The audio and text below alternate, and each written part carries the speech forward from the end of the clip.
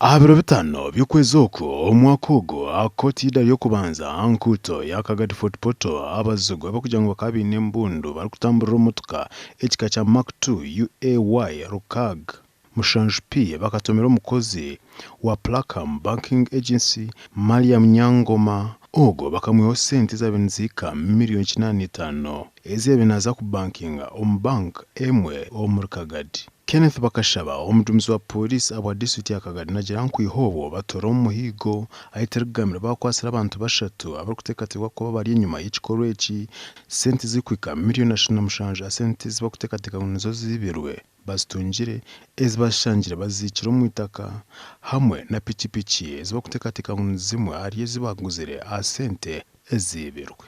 Abantu bakaiba sente ebiro bitano by'okwa mwenda urukubanza orwire baziba bakozi b'abahindi babatomera n'emotoka egiye wareba babatera hansi babaka enshaho erikuteekateekwa kuba yabeire mu miriyooni 85 mbwenu tukakwataho omwe twatungaho miriyooni 7 n'ecweka erizooba 2012 twagarukayo twatunga miriyooni 3.52 ntiteekateeka ngu hagiriho ezindi eziturikuija kutunga.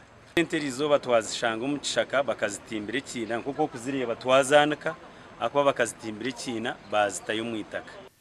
Patelnju omuhindi owiibirweho sente ezi kandi mukama wa Platinum Pharmacy omu tawuni ya Kagadi yasiima Pooriisi. One people's my robbery money here Uganda police for Kagadi OC crime branch properly support. Three people now arrested. One people give 7 million, another people give 30 million 520,000 plus 3 PikiPiki recover. I am appreciate for Uganda police. Abashuma mwigengo abashuma ahabwa congestion ahabu mwisho zugura Kampala abashuma bagarikira mu bicweke bibyaro na munonga aho kujya mu bibyaro biri kurakora na munonga mbwene muze kurinda sente zayo.